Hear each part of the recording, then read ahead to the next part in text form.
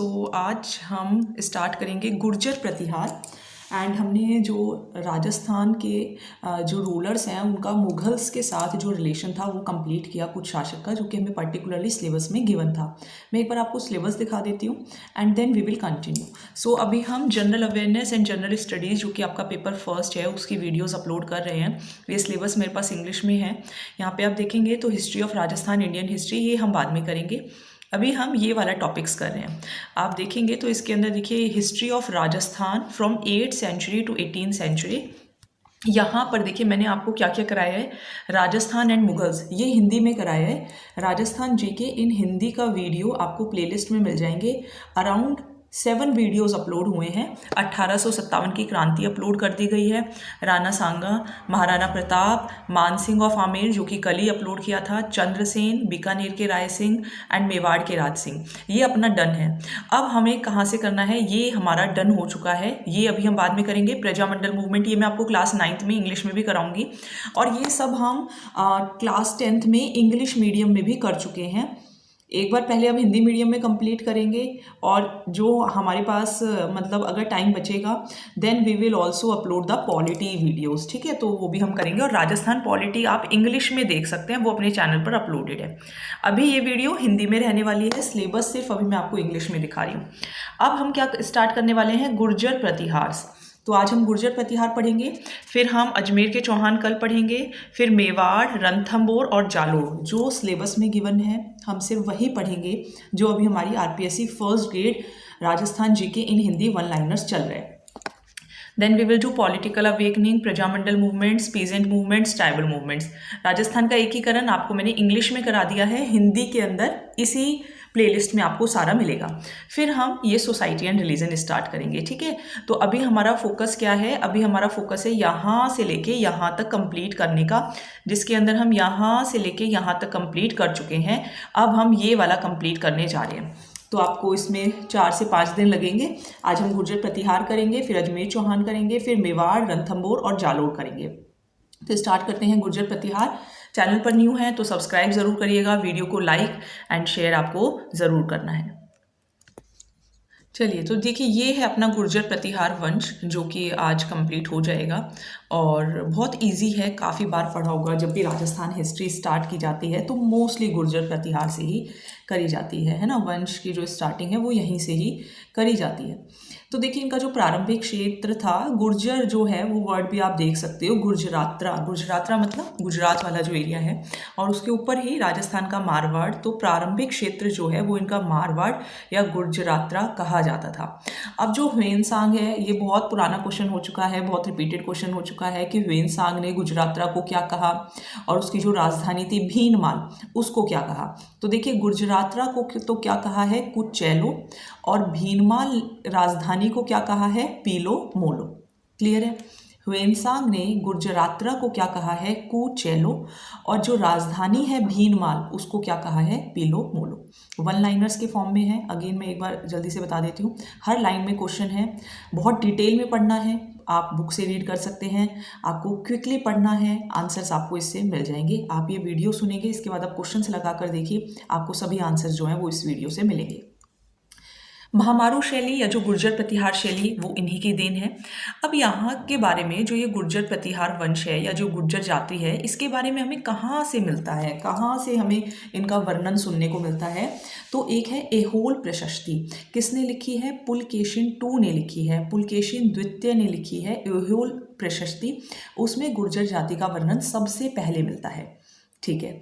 फिर ह्वेनसांग की बुक है सी यू की में कुचेलो, तथा जो अभी हमने पढ़ा, कुचेलो किसको कहता था, वो गुर्जरात्रा को कहता था, उसका वर्णन मिला है, जिसकी राजधानी पीलो मोलो यानी कि भीनमाल को बताई गई है।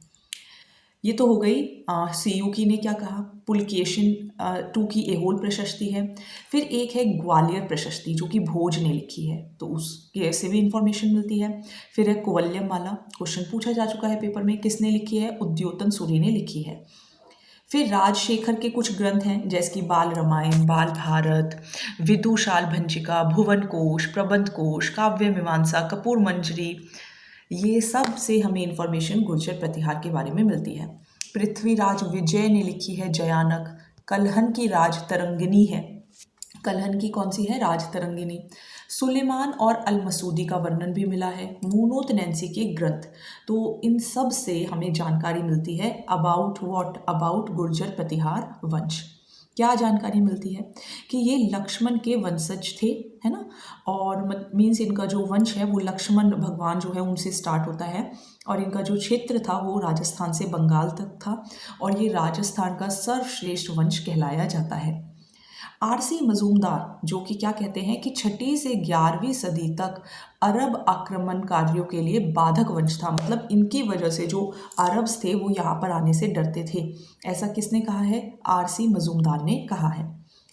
अब इनकी अगर हम थोड़ा सा कुछ इम्पॉर्टेंट शासकों के बारे में देखें तो 647 ईस्वी के अंदर हर्षवर्धन की मृत्यु हो जाती है। वही हर्षवर्धन जिन्होंने कन्नौज के ऊपर अधिकार किया था, और इनका एक युद्ध है जो कि द्विपक्षीय युद्ध कहलाता है, बंगाल के बीच में हुआ था, गुजरात के गुर्जर प्रतिहार वंश के बीच में हुआ था, और महाराष्ट्र के राष्ट्रकूट वंश में हुआ था, है ना। तो ये 3 थे, बंगाल के पाल थे, राजस्थान गुजरात के गुर्जर प्रतिहार थे, और महाराष्ट्र के कौन थे, राष्ट्रकूट। इन सब ने एक त्रिपक्षीय युद्ध हुआ जिसके ऊपर जो हक था वो किसका मिला था, कन्नौज के लिए युद्ध हुआ था। किसका हक मिला था, किसको हक मिला था, हर्षवर्धन को मिला था। अब जब उसकी मृत्यु हो गई 647 ईस्वी के अंदर, जब उसकी मृत्यु हो गई तो पहली और अंतिम विजय गुर्जर प्रतिहार वंश की हुई। ऐसा बोला जाता है कि गुर्जर प्रतिहार ही जीते थे, और 647 ईस्वी में जब हर्षवर्धन की मृत्यु हुई उसके बाद। चलिए, ये थोड़ा सा कॉन्ट्राडिक्टरी है, बट हम जो हमारे पास नोट्स में जो बुक्स में लिखा है वो ही हम पढ़ेंगे। अब राजस्थान में गुर्जर प्रतिहार वंश की 2 प्रमुख शाखाएं बताई हैं। एक तो बताइए जोधपुर के अंदर मंडोर, और दूसरी बताइए भीनमाल जालोर के अंदर। देखिए इसकी है ना, मैंने एक्चुअली एक ट्रिक भी बनाई हुई है, वो भी मैं कोशिश करूँगी आपके साथ शेयर करने की। आपको क्या है, जैसे कि ये मान लीजिए ये मैप है, इंडिया का मैप है, ठीक है, ये आपका इंडिया का मैप हो गया। अब ये वाला जो एरिया आप देखोगे तो यहाँ आपका कहीं जालोर पड़ता है और यहाँ आपका कहीं जोधपुर पड़ता है ना। तो ये 2 शाखाओं में बट जाएंगे। ये जो हैं वो कौन से कहलाएंगे, अपने जोधपुर मंडोर वाले, और ये भीनमाल जालोर वाले। तो 2 शाखाओं के अंदर ये बट चुके हैं, ठीक है। तो राजस्थान गुर्जर प्रतिहार वंश की 2 प्रमुख शाखाएं हैं, एक तो मंडोर में है जोधपुर में, एक भीनमाल है जालोर में। वही भीनमाल जिसको जो ह्वेनसांग है उसने क्या कहा है, पीलो मोलो कहा है ना। और कुचैलो किसको कहा है, कुचैलो गुर्जराता को कहा है। नाउ नैन्सी ने गुर्जर प्रतिहार के 26 शाखाओं का वर्णन किया है। जो मोनोत नैन्सी है वो तो ये कहते हैं कि इनकी तो 26 शाखाएं थी, जबकि 2 प्रमुख शाखाएं हम पढ़ेंगे, एक तो मंडोर जोधपुर और एक भीनमाल जालोर। सबसे पहले पढ़ेंगे हम मंडोर, यानी कि ये वाले जो मंडोर जोधपुर वाले हैं। अब सबसे पहले हम पढ़ेंगे मंडोर के प्रतिहार। तो देखिए मंडोर के प्रतिहार यानी कि जो अपने ऊपर वाले एरिया के अंदर आते हैं, पहले पढ़ा देती हूँ, फिर थोड़ी बहुत ट्रिक मैं आपको बताऊंगी।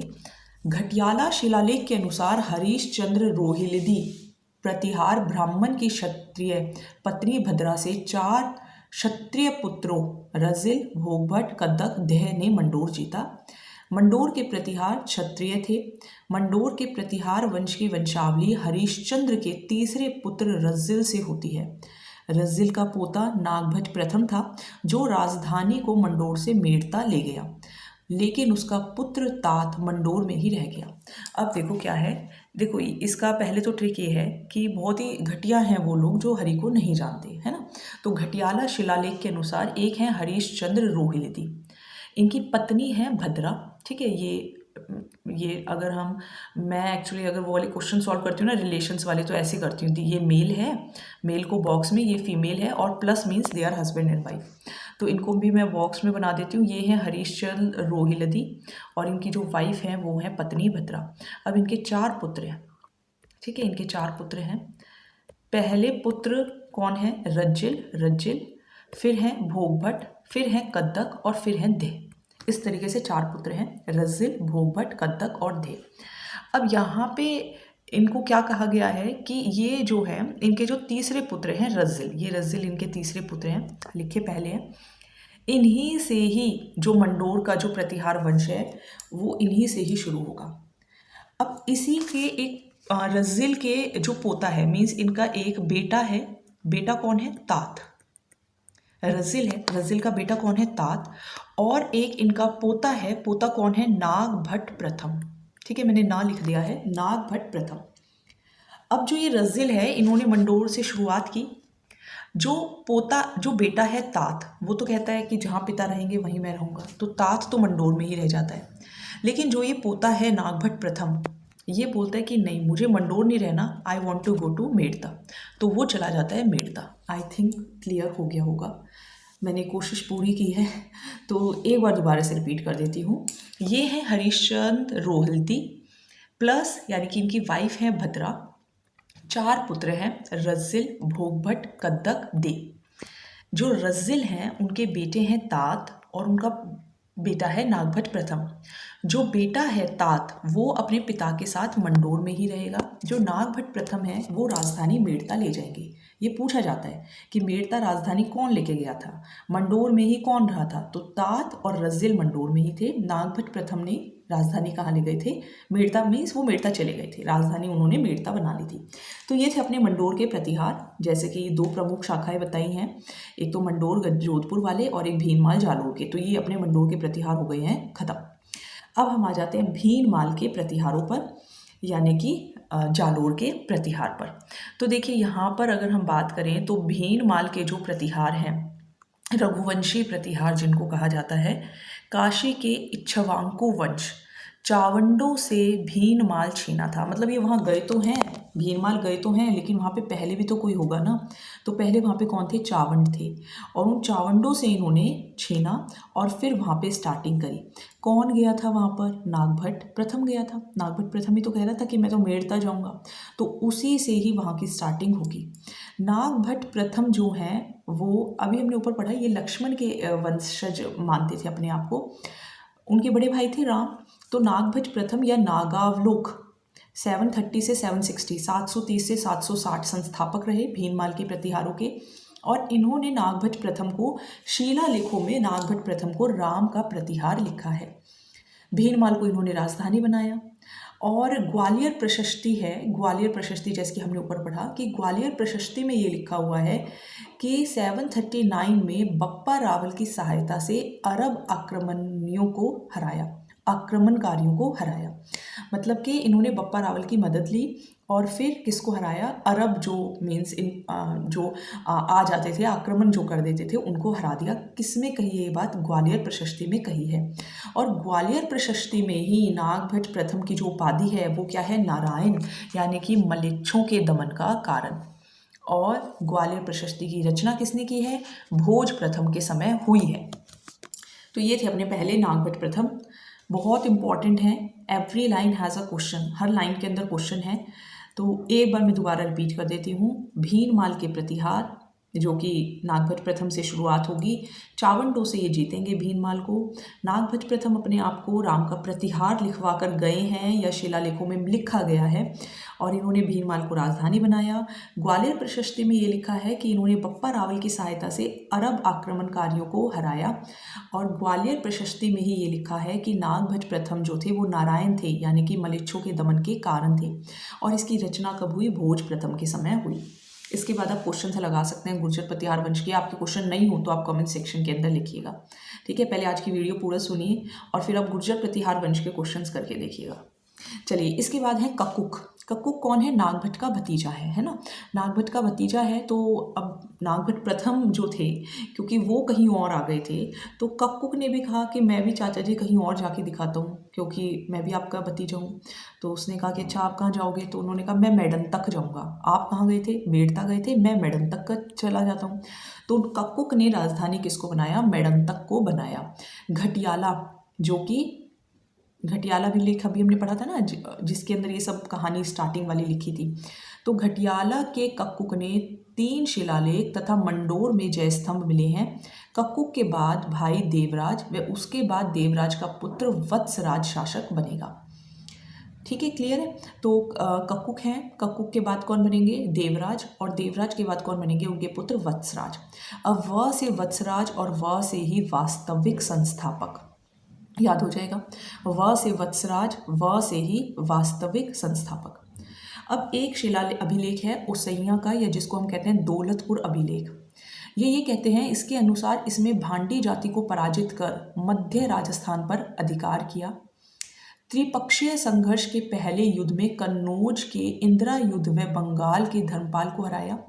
सम्राट व रणहस्तिन की उपाधि, पिछली बार आरपीएससी फर्स्ट ग्रेड का क्वेश्चन कि सम्राट व रणहस्तिन की उपाधि किसको मिली हुई है, आप क्रॉस चेक कर सकते हैं पेपर से। राष्ट्रकूट नरेश ध्रुव से पराजित। राष्ट्रकूटों के हस्तक्षेप के कारण शासन राजस्थान तक सीमित हो गया। वत्सराज को अपनी राजधानी ग्वालियर जालोर लानी पड़ी। दरबारी के उद्योतन सूरी। 778 ईस्वी में जालोर में कुवल्यव माला ग्रंथ इन्होंने लिखा। जिनसेन 783 में हरिवंश पुराण। वत्सराज ने ओसैया में महावीर स्वामी मंदिर बनवाया।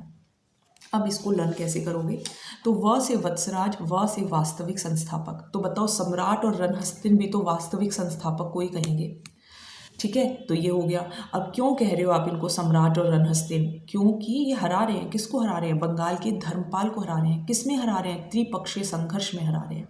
अच्छा, और किसको हराया, इन्होंने भांडी जाति को भी हराया, ठीक है। कहाँ लिखा है, ओसैया और दौलतपुर के अभिलेख में लिखा है, ठीक है। इसके बाद क्या प्रॉब्लम हुई, इसके बाद ये प्रॉब्लम हुई कि राष्ट्रकूट, ये वैसे तो सबको हरा देते थे, लेकिन एक पर्सन था राष्ट्रकूट का नरेश ध्रुव। राष्ट्रकूट का राजा था ध्रुव, नरेश राजा को बोलते हैं। तो ये ध्रुव से पराजित हो गए, लेकिन और ध्रुव से जब पराजित हो गए तो फिर इनको राजस्थान तक ही सीमित रहना पड़ा। अब इनको जो अपनी राजधानी थी, क्योंकि किसी से हारे हैं तो इन्होंने सोचा अपनी राजधानी चेंज कर लेते हैं, ग्वालियर जालोर इन्हें लानी पड़ी, ठीक है। वत्सराज हैं तो वास्तविक संस्थापक हैं, सम्राट हैं, रणहस्तिन हैं, तो कोई इंपॉर्टेंट दरबारी भी होगा। कौन है, उद्योतन सूरी है। क्या लिखा उन्होंने, कुवल्यव माला लिखा, ठीक है। और इन्होंने, क्योंकि ये सम्राट हैं, इनको रणहस्तिन की उपाधि है, तो कुछ मंदिर वो भी बनवाया होगा। तो ओसिया में ही इन्होंने, जो ओसिया के अंदर ये लिखा है कि भंडी जाति को पराजित किया, वहीं पे इन्होंने महावीर स्वामी मंदिर बनवाया।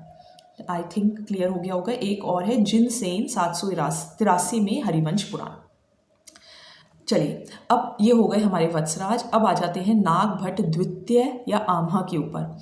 तो देखिए, नागभट्ट द्वितीय राष्ट्रकूट गोविंद तृतीय से पराजित। देखो, सेकंड और थर्ड, नागभट्ट हैं द्वितीय और गोविंद हैं थर्ड। तो सेकंड और थर्ड के बीच में लड़ाई हो रही है कि हम फर्स्ट कौन आएगा भाई, गोविंद ही आएंगे, वो भगवान है ना। तो गोविंद तृतीय जो होंगे वो फर्स्ट आएंगे। तो गोविंद तृतीय से पराजित हो जाएंगे कौन, नागभट्ट द्वितीय आ जाएंगे। तो सेकंड और थर्ड के बीच में, फर्स्ट के बीच में नहीं, नागभट्ट सेकंड और गोविंद थर्ड के बीच में युद्ध हुआ, जिसके अंदर जीते कौन, गोविंद थर्ड जीते। और त्रिपक्षीय कहाँ चला गया, हाँ, त्रिपक्षीय संघर्ष के अंतिम युद्ध में 816 ईस्वी में कन्नौज के चक्रा युद्ध को हराया। तो नागभट्ट द्वितीय जो थे उन्होंने कन्नौज के चक्रा युद्ध को हराया। अब नागभट्ट द्वितीय ने सोचा कि क्योंकि मैंने कन्नौज में चक्रा युद्ध को हरा दिया है, तो मैं कहाँ चला जाता हूँ, कन्नौज ही चला जाता हूँ। तो ये चले जाते हैं कन्नौज राजधानी लेकर। जोधपुर अभिलेख के अनुसार बंगाल के धर्मपाल को पराजित कर मुद्रगिरी मुंगेर पर अधिकार किया। तो देखो, ये गोविंद से तो हारे हैं। अब क्योंकि ये गोविंद से हारे हैं, तो नागभट्ट द्वितीय का युद्ध किससे होगा, युद्ध होगा गोविंद तृतीय से। कन्नौज के चक्रा युद्ध को हराएंगे, कन्नौज राजधानी ले जाएंगे। और जोधपुर अभिलेख के अनुसार बंगाल के धर्मपाल को पराजित कर मुंगेर पर अधिकार करेंगे। प्रतिहार उत्तर भारत के सबसे शक्तिशाली और नागभट्ट द्वितीय जो होंगे वो गंगा में जल समाधि भी लेंगे। तो ऐसे याद कर लेना, गंगा में 2 बार ग है ना, तो 2 वर्ड्स हैं। तो नागभट्ट द्वितीय थे जिन्होंने समाधि ली थी। अब इसके बाद आएंगे मिहिर भोज, या जिनको भोज प्रथम या पितृहंता कहा जाता है। अब देखो, इन्होंने अपने पितृ को भी मार दिया और भोज प्रथम भी कहा जाता है, मिहिर भोज भी कहा जाता है। तो मिहिर भोज से ही भोज प्रथम याद रह जाएगा। गुर्जर प्रतिहार वंश का स्वर्णिम युग, आदिव्रह की उपाधि किसने ली थी, पेपर में आ गया है, फर्स्ट ग्रेड के अंदर ही आप क्रॉस चेक कर सकते हैं। तो आदिव्रह या प्रभास की उपाधि किसने ली, मिहिर भोज, भोज प्रथम या पितृहंता ने ली। और इन्होंने सिक्कों पर श्रीमद आदिव्रह भी लिखवाया। सुलेमान इन्हीं के टाइम पर आए थे। तो एक ट्रिक है मिसू, मिसू। तो मिहिर भोज के टाइम पे सुलेमान भारत आए थे और इन्होंने मिहिर को इस्लाम का शत्रु बताया है। राज तरंगिनी व सुलेमान से जानकारी। भोज देवपाल व ध्रुव से पराजित हुए। ठीक है, ये देवपाल से हार गए थे, ध्रुव से हार गए थे और बाद में इन्होंने मालवा पर अधिकार कर लिया था। फिर आएंगे महेंद्रपाल प्रथम। तो इनका कुछ खास नहीं है, लेकिन हाँ, महेंद्रपाल प्रथम के दरबारी थे राजशेखर। तो महेंद्रपाल के दरबारी कौन थे? राजशेखर। तो ये थोड़ा सा ध्यान रखेंगे। इनको चूड़ामणि, निर्भय राज, रघुकुल तिलक भी कहा गया है। फिर आएंगे महीपाल। तो देखो मिस्सू, ये ट्रिक है मिस्सू और है मल, मिस्सू मल। तो मिहिर भोज के टाइम पे सुलेमान और महीपाल के टाइम पे हैं अल मसूदी। तो मल ऐसे लिख लीजिए, म अल। तो महीपाल के टाइम पे अल मसूदी अरब जो थे वो आए थे, मीन्स आया था। अल मसूदी ने भारतीय हवाओं को मॉनसून शब्द दिया, तो काफ़ी इम्पोर्टेंट है। और इंद्र तृतीय ने उज्जैन पर अधिकार कर कन्नौज को नष्ट कर दिया और केरल व कुंतल विजय की। तो महीपाल प्रथम, विनायक पाल, हैरम पाल इन्हीं का नाम है। भोज 2 को इन्होंने हटाकर शासक बने। अल मसूदी अरब आया। अल मसूदी ने भारतीय हवाओं को मॉनसून शब्द दिया। इंद्र तृतीय ने उज्जैन पर अधिकार करके उज्जैन कन्नौज को नष्ट कर दिया। केरल व कुंतल विजय की। फिर आएंगे राजपाल। तो 1018 में गजनवी के आक्रमण के समय कन्नौज छोड़कर भाग गया। मीन्स जो राजपाल था वो तो भाग ही गया है ना, गजनवी के आक्रमण के समय कन्नौज छोड़कर भाग गया। और चंदेल धंगदेव व विद्याधर ने हत्या की। तो राजपाल का तो कुछ खास है ही नहीं, ये खुद भाग गए पहले बात तो, और फिर इनको चंदेल धंगदेव और विद्याधर ने इनकी हत्या भी कर दी। लास्ट हैं यशपाल। तो लास्ट में इनका यश जो है वो भी थोड़ा देख लेते हैं। अंतिम शासक हैं। इनके ही टाइम पे गढ़वालों ने, मीन्स अब जो यश है वो गढ़वालों का स्टार्ट हो जाएगा। तो यशपाल का ख़त्म हो जाएगा और गढ़वालों ने कन्नौज पर अधिकार कर लिया। 1194 में चंदावर युद्ध, गौरी ने जयचंद को पराजित कर कन्नौज पर अधिकार किया। तो फिर जयचंद के बारे में वो तो हम आमेर या सांभर के चौहान वंश में पढ़ेंगे ही। तो इनका कारण क्या था पतन का? तो एक तो ये था कि ये कन्नौज को अपनी शक्ति का केंद्र बनाने से गुर्जर प्रतिहार राजस्थान में अनुपस्थित हो गए, जिसका फ़ायदा उठाकर सामंतों ने स्वतंत्र राज्य स्थापित करने प्रारंभ कर दिए। अंततः गजनवी ने इनकी बिखरी शक्ति को अंत कर दिया। तो ये अपना गुर्जर प्रतिहार वंश हो गया। अब हमारे 3 वंश, एक तो चौहान, एक रणथंभौर, एक जालोर, तो ये हमारे सिलेबस में गिवन है, जो कि हम जल्द से जल्द अपलोड करेंगे। Till then keep revising and thank you.